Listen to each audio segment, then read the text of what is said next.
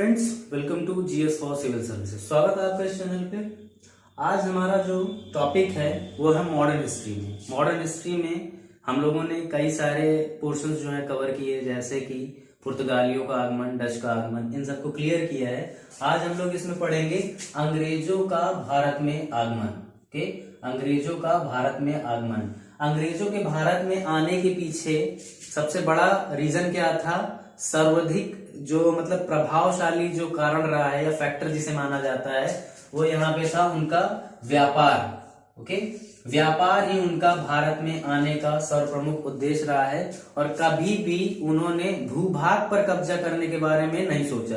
लेकिन जब भारत आए, भारत की जब उन्होंने राजनीति समझी, उन्होंने यहाँ पे लोगों के बीच में जो है एक दूसरे को लेकर जो द्वेष भाव था, जब उसे देखा कि ये एक दूसरे के साथ कॉम्प्रोमाइज नहीं कर रहे हैं, तो कहीं ना कहीं उनको जो है इस आपदा में जो है उन्हें अवसर दिखा। और जब अवसर देखा तो उन्होंने जो है इसको बढ़ाना शुरू किया और अपने आप को एस्टैब्लिश करना शुरू किया। और उनको जो सबसे ज्यादा मोटिवेशन भारत में आने के लिए मिला वो किनसे मिला? पुर्तगालियों से मिला और डच से मिला। ओके, तो सबसे पहला जो अंग्रेज व्यक्ति था जिसका नाम था जॉन मिडन हॉल। ओके, क्या नाम था? John Mildenhall. John Mildenhall Bharat में सबसे पहले आने वाला अंग्रेज व्यक्ति था। ओके, अंग्रेज व्यक्ति था जिसका नाम क्या था? John Mildenhall. और ये भारत में थल मार्ग से आया था। ये याद रखिएगा कि ये जो लैंड रूट होता है, लैंड रूट या कह सकते हैं कि ये जो जमीन के रास्ते से ये भारत आया हुआ था। बाकी जितने लोग आए हुए फिर बाद में वो लोग किससे आए? सी रूट से आए। तो भारत में सबसे पहले आने वाला जो अंग्रेज था उसका नाम क्या था? John मिडन hall.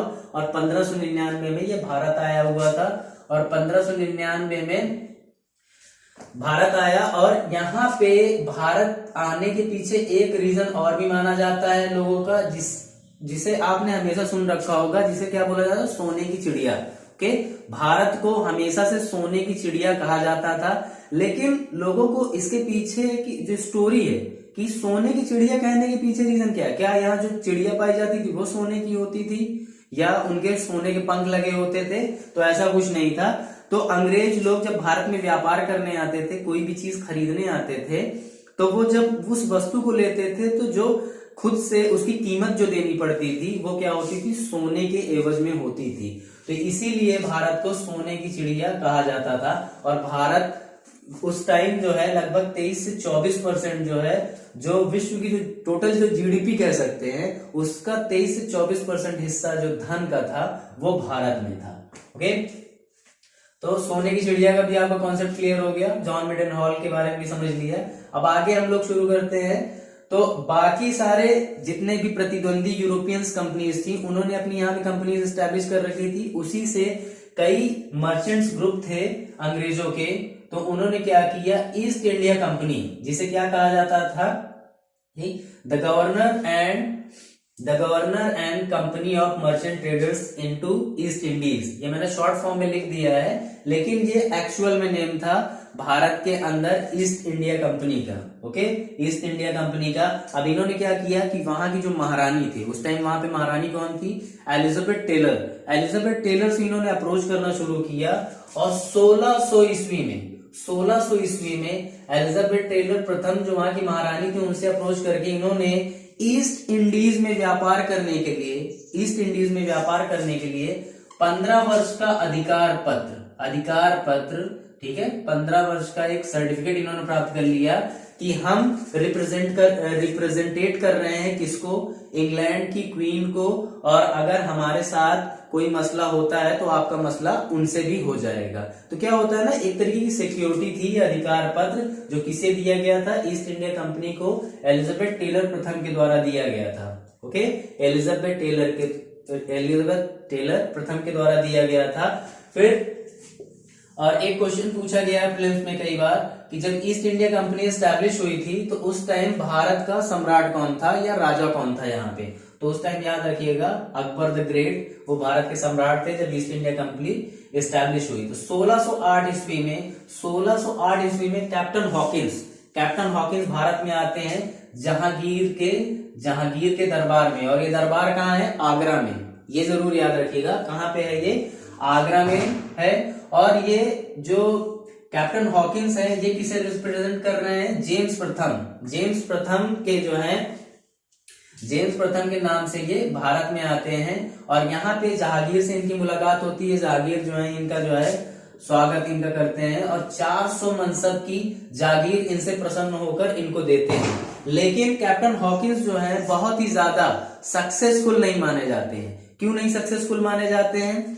बाद में जो है थॉमस रो और भी कई लोग आते हैं, शर्मन करके एक व्यक्ति आता है, वो बहुत ज्यादा सक्सेसफुल होते हैं, उनको सक्सेस माना जाता है। लेकिन कैप्टन हॉकिंस जो है जहांगीर के दरबार में बहुत ज्यादा सक्सेसफुल नहीं हो पाते। उसके पीछे रीजन ये होता है कि पुर्तगाली और जो डच होते हैं वो लोग यहाँ पे पहले से ही बहुत ज्यादा सक्सेस रहते हैं। ओके, पहले से ही बहुत ज्यादा सक्सेस रहते हैं, तो वो लोग कहीं ना कहीं ये माहौल बना देते हैं जहांगीर के दरबार में कि कैप्टन हॉकिंस वहां पे टिक ही ना पाए। तो ये क्या होते हैं कि, लेकिन तब भी थोड़ा जो प्रारंभिक जो शुरुआत होती है उसकी तो हो ही जाती है। यहाँ पे 1613 ईस्वी में व्यापारिक कोठी स्टैब्लिश की जाती है सूरत में। ओके, सूरत में शाही फरमान के द्वारा जो है व्यापारिक कोठी स्टैब्लिश की जाती है सूरत में, गुजरात में।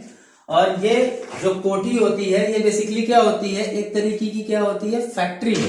फैक्ट्री है जिसके अंदर जो है लोग रहते हैं, लोग रहते भी हैं और व्यापारिक जो गोडाउन होता है वो भी यहाँ पे काम करता है। ओके, फिर आते हैं सर थॉमस रो। देखिए यहाँ पे एक क्वेश्चन ये बनता है कि अक्सर करके सीक्वेंस पूछा जाता है पेपर में। सीक्वेंस क्या पूछा जाता है, सीक्वेंस ये पूछा जाता है कि सबसे पहले भारत में कौन अंग्रेज आया। ठीक है, तो उसमें क्या बताएंगे आप, कैप्टन हॉकिंस 1608 में, फिर 1615 में सर थॉमस रो आते हैं। ओके, सर थॉमस रो आते हैं, जिन्हें नाइटहुड की उपाधि मिली। अक्सर करके जिस व्यक्ति के आगे सर लगाया जाता है उसे जो है नाइटहुड की उपाधि मिलती है। ये वहां के महाराजा या महारानी जो है प्रदान करते हैं। फिर जो ईस्ट इंडिया कंपनी आती है, दक्षिण में अपना प्रचार प्रसार शुरू करती है, अपने आप को एस्टैब्लिश करना शुरू करते हैं दक्षिण में ईस्ट इंडिया कंपनी। 1611 में मसूलीपट्टनम और पेटापुली के 1611 में मसूलीपट्टनम और पेटापुली में ये अपना एस्टैब्लिशमेंट शुरू करते हैं, अपनी फैक्ट्री एस्टैब्लिश करते हैं, अपना कारखाना प्रथम लगाते हैं। कहाँ पे, मसूलीपट्टनम और पेटापुली में। 1632 अंग्रेजों की भारत में या ईस्ट इंडिया कंपनी के भारत में एस्टैब्लिश होने की जो क्रोनोलॉजी है उसमें बहुत इंपॉर्टेंट स्थान रखता है, क्योंकि उस टाइम जो गोलकुंडा के जो सुल्तान थे उनसे अंग्रेज या ईस्ट इंडिया कंपनी वाले एक गोल्डन फरमान, ठीक है, गोल्डन फरमान या सुनहरा फरमान प्राप्त करने में जो है इन्होंने सफलता प्राप्त की। और उसमें उन्हें करना क्या था कि 500 पैगोडा जो है वार्षिक अदा करनी थी। किसको, गोलकुंडा के सुल्तान को। वहां के बंदरगाह पे एकाधिकार प्राप्त करने के लिए उन्हें मोनोपोली प्राप्त हो गई। वहां पे किसकी, बंदरगाह पे प्राप्त कर व्यापार करने की, किसके, गोलकुंडा के। फिर 1633 में क्या होता है, बालासोर हरिपुरा पे भी जो है ये अपनी फैक्ट्री एस्टैब्लिश करते हैं। क्योंकि देखिए ये जो गोलकुंडा है या जो दक्षिण है, सूरत है, सूरत क्या है, पश्चिम में है, दक्षिण में भी और गोलकुंडा भी हो गया। ये पूर्व में सबसे पहली जो फैक्ट्रियां जो एस्टैब्लिशमेंट हुई हैं अंग्रेजों की, वो कहाँ हुई, बालापुर में हुई और हरिपुरा में हुई। ओके, हरिपुरा में हुई। 1639 में एक व्यक्ति होता है जिसका नाम है Francis day. Okay, Francis day, उसने क्या किया कि मद्रास के जो राजा थे, मद्रास के राजा से एक जगह जो है उसने पट्टे पे ले ली और उस जगह का क्या नाम था, चंदगिरी। क्या नाम था, चंदगिरी नाम था। उसको पट्टे पे ले लिया और यहीं पे उसने फोर्ट सेंट जॉर्ज एस्टैब्लिश किया। यहीं पे उसने उसका निर्माण कराया। अक्सर करके एग्जाम में ये पूछते हैं कि फोर्ट सेंट जॉर्ज कहाँ पे है, तो आप क्या बताओगे, मद्रास में। बहुत ही ज्यादा अगर स्पेसिफिक पूछेगा तो आप चंदगिरी बता सकते हैं। ठीक, चंदगिरी बता सकते हैं। तो ये हो गया दक्षिण में ईस्ट इंडिया कंपनी के जितने भी एस्टैब्लिशमेंट रहे उनको हमने देख लिया। फिर 1661, देखिए सबसे पहले जो भारत में जो जितने भी यूरोपियंस आए उन्होंने अपने जितने भी फैक्ट्री वगैरह एस्टैब्लिश की भारत के पूर्व में ही उन्होंने एस्टैब्लिश किया है। ओके, पूर्व में, फिर बाद में, फिर उन्होंने पश्चिम में भी किया। 1661 काफी इंपॉर्टेंट है। बंबई जो है दहेज में मिलता है, किसे? अंग्रेजों को। कैसे मिलता है? दहेज में मिलता है। अंग्रेजों में उनके जो राजा थे, यहाँ पे जो सम्राट थे के चार्ल्स सेकंड, कौन थे यहाँ के राजा? चार्ल्स सेकंड राजा थे, और पुर्तगाल की राजकुमारी थी जिसका नाम था कैथरीन ब्रिगेंजा। इनकी शादी होती है और बंबई दहेज में मिल जाता है किसे? अंग्रेजों को। और अंग्रेज क्या करते हैं, 1688 में इसको 10 पाउंड एनुअल पेमेंट के साथ जो है, यानी कि एक जो वार्षिक पैसा जो देना होता था ईस्ट इंडिया कंपनी को, 10 पाउंड देके उन्होंने क्या कर लिया कि बंबई उनको मिल गया। अब वो वहां पे व्यापारिक गतिविधि कर सकते हैं। ओके, तो इस तरीके से बंबई अंग्रेजों को मिली। ठीक है, अंग्रेजों को मिली। 1669 से 1677 के बीच में हेरोल्ड अंगियार ने फिर बंबई का जो रियल डेवलपमेंट है उसको किया। इसीलिए बंबई का संस्थापक किसे कहा जाता है? हेरोल्ड अंगियार को कहा जाता है। ओके, हेरोल्ड अंगियार को कहा जाता है। अब हम जो सबसे प्रमुख जो सेंटर है अंग्रेजों का या ईस्ट इंडिया कंपनी का व्यापार करने का जो सबसे तगड़ा जो सेंटर था वो हमें देखना है यहाँ पे। और वहां का पहला गवर्नर, तो बंगाल के बारे में हम लोग बात कर रहे हैं। ओके, बंगाल का प्रथम अंग्रेज गवर्नर कौन था? William hedges. कौन था? William hedges.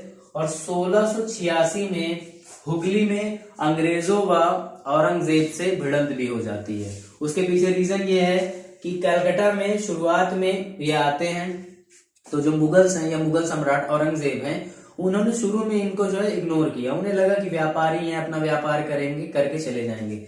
लेकिन क्या हुआ कि ये जबर करने लगे, टैक्स वगैरह ज्यादा लेने लगे, और ये मतलब कहीं ना कहीं व्यापारी से ज्यादा जो शासक वाला बिहेवियर होता है वो करने लगे। तो 1686 में इनकी पिटाई लगाई जाती है और फिर अंग्रेजों को जो है एकदम फिर से समेट दिया जाता है, एक तरीके से कमजोर कर दिया जाता है। और ये कब तक कमजोर रहते हैं? 1707 तक। 1707 तक क्यों कमजोर रहते हैं? क्योंकि 1707 में औरंगजेब की डेथ होती है और फिर अंग्रेज अपने आप को या ईस्ट इंडिया कंपनी अपने आप को और एक्सपैंड करने लगती है।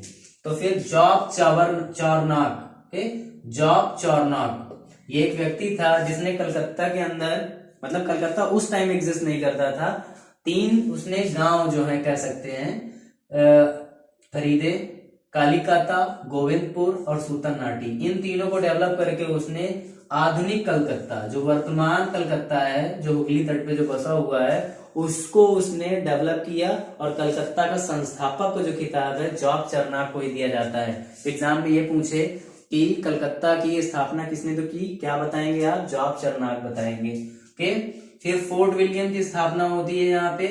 फोर्ट विलियम ये भी एक तरीके की फैक्ट्री है, लेकिन हमेशा याद रखिएगा ये सिर्फ खाली प्रोडक्शन करने वाली फैक्ट्री नहीं होती, इसके अंदर लोग रहते भी थे, गोडाउन भी होता था और बाकी सारे काम भी होते थे।